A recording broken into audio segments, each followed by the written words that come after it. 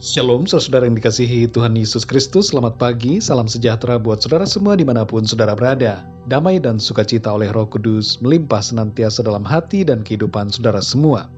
Sebelum kita mendengarkan renungan firman Tuhan, mari sama-sama kita berdoa. Bapa kami yang di sorga, Bapa di dalam nama Tuhan Yesus Kristus, kami mengucap syukur ya Tuhan, kembali kami ada saat ini, semuanya karena kemurahan Tuhan. Kami hidup, kami bernafas, kami kuat, kami sehat, semuanya karena anugerah-Mu. Terima kasih ya Tuhan. Saat ini kami mau mendengarkan sabda firman-Mu. Urapilah setiap kami, jamahlah hati kami, berikan kami pengertian-pengertian yang baru akan firman-Mu. Terima kasih Tuhan. Dalam nama Tuhan Yesus kami berdoa. Haleluya. Amin. Saudara yang dikasih Tuhan, ayat renungan kita pada saat ini terdapat di dalam Injil Markus pasal 13 ayat 33. Tertulis demikian, hati-hatilah dan berjaga-jagalah, sebab kamu tidak tahu bila manakah waktunya tiba. Saudara yang dikasih Tuhan, pada tahun 2003, Bapak Mangapin Sibuaya menyebutkan bahwa Tuhan Yesus akan datang pada tanggal 10 November 2003. Dan ia mengatakan bahwa pada hari itu akan terjadi pengangkatan jemaat pengikutnya antara jam 9 pagi sampai 3 sore. Tapi apa yang disebutkan oleh Bapak Mangapin tidak terjadi.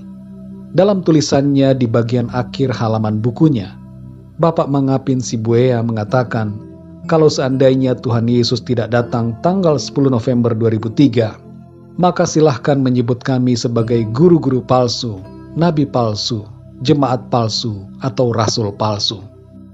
Saudara yang dikasih Tuhan, kerinduan kita akan kedatangan Tuhan jangan sampai membuat kita melenceng dari firman Tuhan.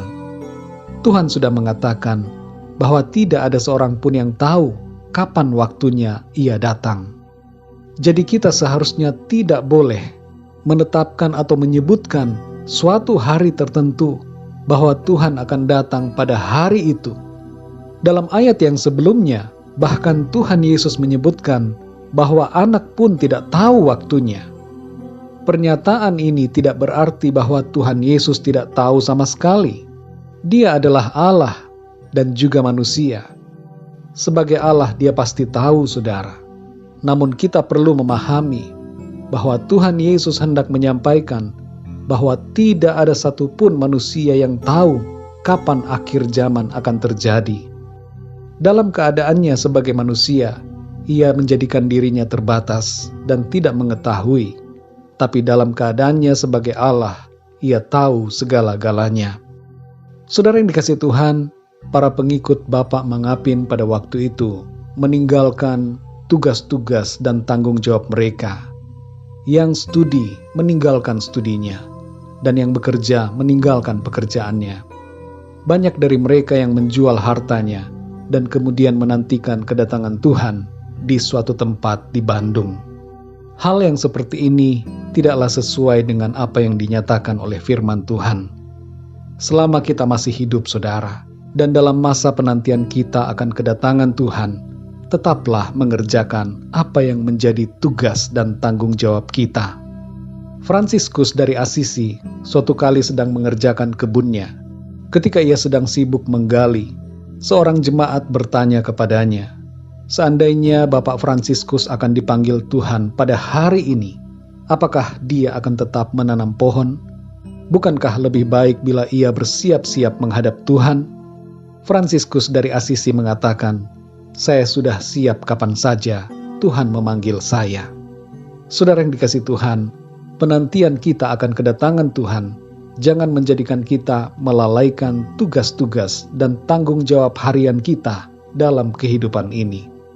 Dalam Kolose 3 ayat 23 dikatakan, apapun juga yang kamu perbuat, perbuatlah dengan segenap hatimu, seperti untuk Tuhan dan bukan untuk manusia.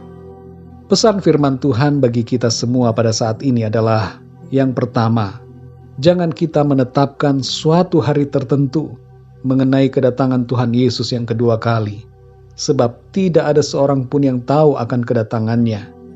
Jangan kita sok tahu, saudara, tapi biarlah kita selalu merendahkan diri dan bersiap sedia berjaga-jaga di setiap waktu. Yang kedua, selama penantian kita akan kedatangan Tuhan, tetaplah lakukan apa yang harus kita lakukan dalam kehidupan ini. Kerjakanlah apa yang menjadi tugas dan tanggung jawab kita. Kalau kita sedang studi, studilah dengan baik. Kalau kita bekerja, bekerjalah dengan baik. Kalau kita mengerjakan suatu pelayanan, layanilah dengan baik, saudara. Dan lakukanlah semuanya itu untuk Tuhan, sambil menantikan kedatangannya. Tuhan mengasihi saudara dan saya, dan Dia akan menolong kita untuk melewati hari demi hari dengan kekuatan dan pertolongannya. Hikmat dari Tuhan akan membuat kita mengerti dan dapat menjalani hidup ini seturut dengan firman-Nya. Mari kita berdoa, saudara.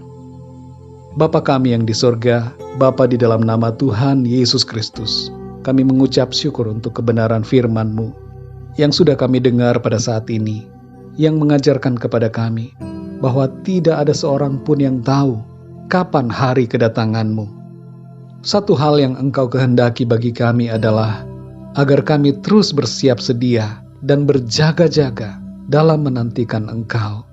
Dan selama kami hidup di bumi ini, kehendak-Mu bagi kami adalah mengerjakan apa yang menjadi tugas dan tanggung jawab kami dalam pekerjaan dan pelayanan, dan dalam segala sesuatu untuk kemuliaan nama Tuhan. Pimpin kami, Roh Kudus, supaya kami hidup benar seturut dengan firman-Mu. Ajar kami untuk merendahkan diri dan tidak melenceng dari firman-Mu. Terima kasih Tuhan. Pimpinlah kami di sepanjang hari ini. Berkati dan lindungilah kami. Sertai kami dalam segala aktivitas kami, agar semua yang kami kerjakan memuliakan nama-Mu Tuhan. Terima kasih ya Tuhan, kami serahkan semuanya ke dalam tangan-Mu. Setiap masalah dan persoalan kami anak-anak-Mu, kami bawa dan serahkan ke dalam tangan Tuhan. Yang sakit Tuhan sembuhkan, yang lemah Tuhan kuatkan, yang putus asa Tuhan bangkitkan kembali semangat dan iman mereka. Dan Tuhan berikan jalan keluar, pertolongan yang ajaib kepada setiap yang menghadapi masalah dan persoalan dalam kehidupannya. Terima kasih Tuhan.